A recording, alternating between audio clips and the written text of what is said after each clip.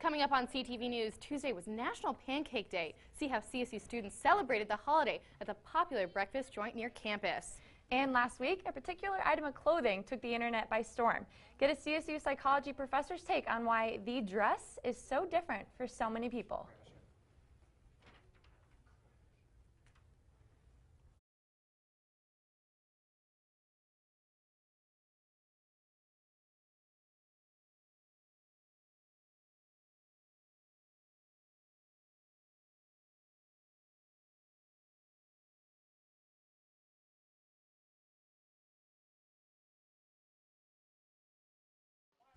Coming up on CTV News, Tuesday was National Pancake Day. See how CSU students celebrated the holiday at the popular breakfast joint near campus.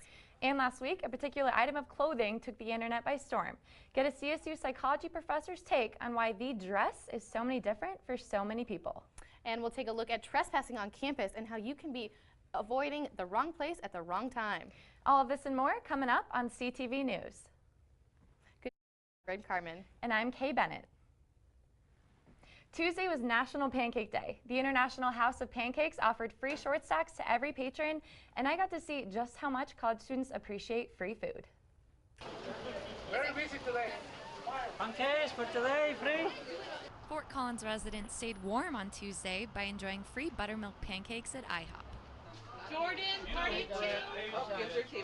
Oh my gosh, yes. My sister-in-law messaged me, go get free pancakes at IHOP. And I was like, okay, well, I love IHOP and I love pancakes, so. Matt Smith shares a personal story that connects his family to the pancake holiday. So we get in here and they're just slinging flapjacks everywhere. And it kind of reminded me of the time, you know, when my dad's Larry, and I go, Larry, we're in the morning here, Larry, sling me a flapjack. And he goes, call me Dad. He hates when I call him Larry, but there's flapjacks everywhere and just a great time going on here. But the reason for this event goes a lot farther than just pancakes. IHOP guests are welcome to donate to Shriners Hospital during their visit. One Shriner, who helped with donations, told us why it is such a great cause. For almost 95 years, we've been providing the medical needs for disabled children at no cost to the families. Even one of the servers agrees that the busy day is worth it. It's crazy good. It's for a good charity. It's for a good reason. This is the 4th or 5th one I've worked, so it'll be like this all day. But it's for a really good cause. So it's a good thing. I do have to tell you, Brian, it was an absolute madhouse. Oh my gosh, I bet. It looked so busy. It was crazy. Did you end up going back for free pancakes? You know, I did. After the Tuesday show last night, I went and they were out of pancake mix, so they turned us away. It was really sad. Shows you how crazy it was. So busy. Yep. In other news, if you were on the internet in any sort of capacity last week, you may have seen the dress that went viral in a matter of minutes. Was it black or blue or white and gold? Reporter Grace Reeder talked to CSU psychology professor Jessica Witt to take a deeper look into why you might think your eyes are playing tricks on you. This is known as color constancy. It's why we see the same objects. For example, a red object looks red no matter whether it's late in the afternoon, early in the morning, inside, outside, it always looks red. And that's because our brain does color constancy. So with this dress, the reason why some people see it as white and gold is that they see the dress as being in daylight. And daylight tends to have a bluish hue to it. And especially shadows in natural light are really blue. And so their brains are subtracting out all that blue. And when you subtract out all the blue from the dress, what you're left with is white and gold. Whereas other people see the dress as being in an indoor environment with artificial light. And artificial light tends to be more yellow. So Team Blue-Black is subtracting out all the yellow. And when you subtract out all the yellow, then what you're left with is a blue and black dress. I have to ask Kay, what colors did you see? I saw black and blue, but I kept thinking, kind of the photography brain in me, that I wanted to go on Photoshop and fix it like something was wrong. You know, it's interesting you say that. Our director here at CTV actually did that, and it is in fact blue. That's good to know. Yes.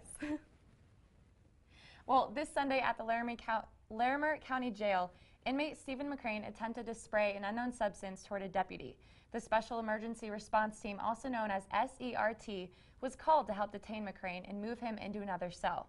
SERT also removed Derek Gawrowski from his cell for encouraging other inmates to join the disturbance caused by McCrane. Deputies had to use pepper ball and a taser deployment to move Gawrowski to another cell. No deputies were injured during the disturbance.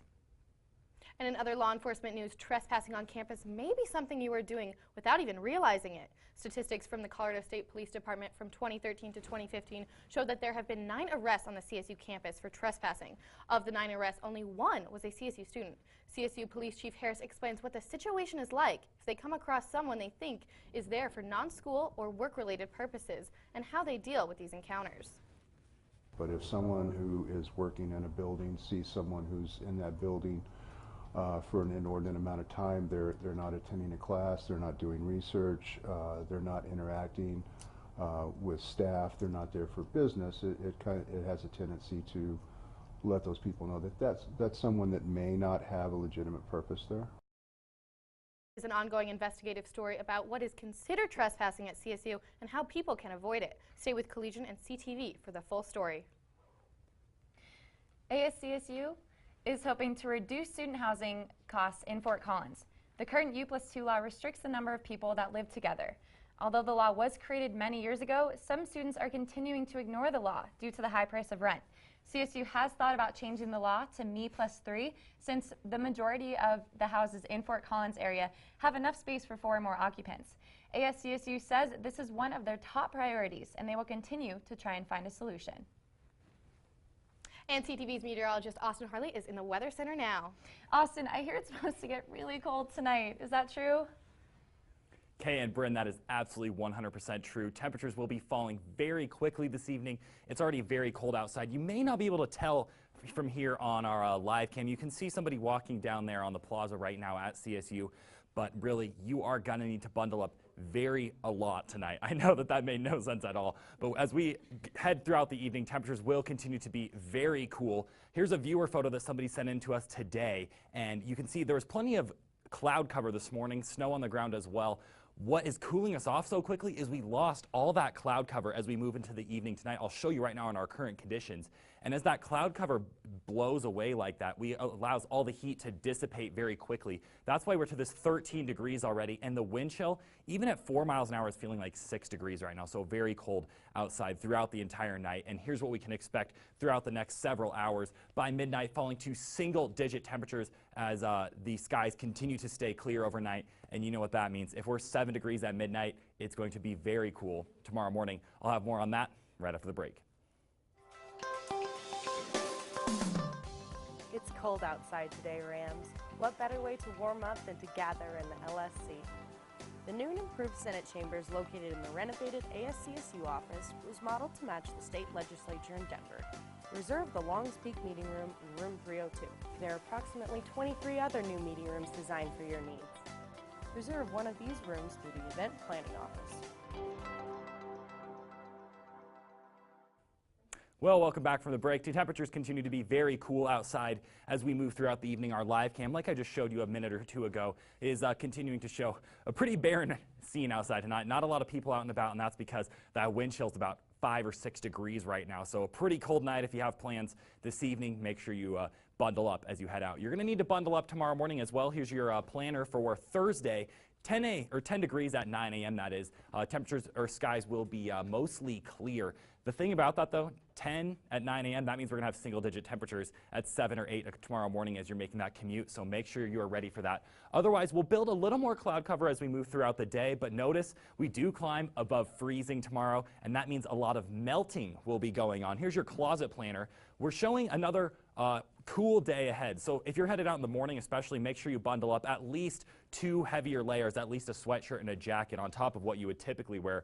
A hat would do you well, and with all that melting I just talked about, you're going to have to wear those boots tomorrow as well unless you want to be sloshing around in your tennis shoes all day. Here's your visible satellite imagery. This cold front right here extending through western Colorado is what has continued to bring us all that snowfall over the last few days. And we saw a little bit of transition today. That's thanks to this high pressure right here trying to move into Colorado.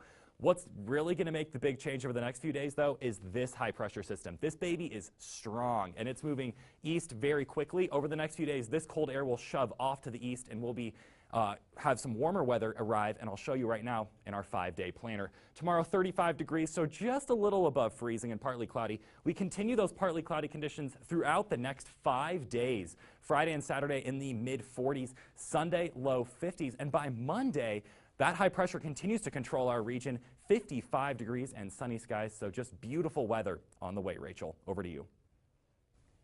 Hey Rams, the men's basketball team is currently playing at the Lar Event Center in Reno, Nevada, and the Rams are currently winning 24-18. The last time the Rams played the Wolfpack, the Rams set a Mountain West record for the largest victory margin in a league game. The Rams won 98-48 at home. The men's team closes out the regular season on Saturday against Utah State. Tip-off is set for 7. The women beat Nevada last night at Moby 68-61. The Wolfpack did tie the game with under 5 minutes left in the game, but with the title on the line, the Rams brought their lead up to 10 with a minute left to pull off the win and earn the conference title. The Rams are the #1 seed for the Mountain West tournament in Vegas, and CSU will honor Grit Rider and A.G. Newton at senior night on Friday at Moby. Make sure to wear your green. It is a green out. Track and field had a fantastic weekend at the Mountain West Championships in Albuquerque, New Mexico. Sophomore Leah Fair had an exceptional showing and will be here in the studio with us after the break. Don't go away.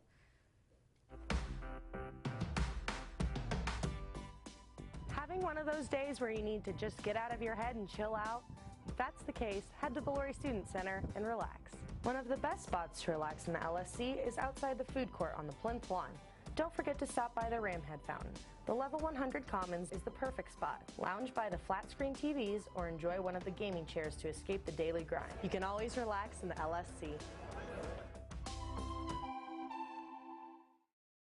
Guys, I am now here with Leah Fair, and she had an exceptional showing this weekend at the Mountain West Championships. You took first in the 200-meter dash. How exciting is that? I'm pretty excited, but I just don't know what to think. I'm still in shock. People keep coming up to me like, so you just won? I'm like, oh my gosh, I did just win. I'm still like in shock about it, so it's just really exciting for me right now. And you guys broke 2 school records as well? We did. I broke the 200-meter record. I ran 24:06, and then we broke the 4x4 school record. So that was really exciting to break a record with my teammates. Yeah, how exciting is that? Like, did you guys all go out and celebrate afterwards, or what did you do? I mean, we didn't celebrate. We were just really in the moment, really happy. I mean, I had like 5 races in 2 days, so that was my last race, but I just gave it my all. Like, I was really tired, but I still just stuck in there for my team. Yeah, good. And you also PR'd in your 60-meter dash? I did. I placed 4th. I only made the finals by 1/1000th of a second Friday, so I just was going into the finals really humble and just going to get my team some points. Very nice. And you transferred from Coastal Carolina, right? Coastal Carolina, yes. How different is it being here at CSU?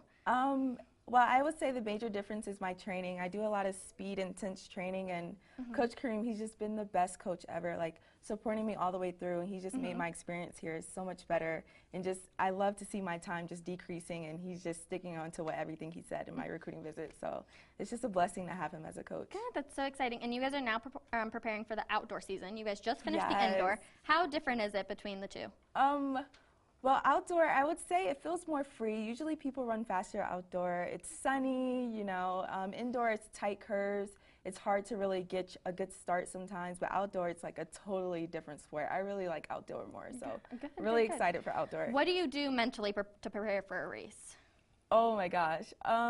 Well, people always ask me, like, why am I talking, like, when I'm getting in the blocks, and I'm like, I really just pray. Like, I'm just in the blocks, like, praying, like, oh my gosh, God, be with me, like, so that's really what I do for mental preparation. Good, well, very nice. Well, all of us at CTV are wishing you the best of luck at the outdoor season, but Bryn and Kay, back to you.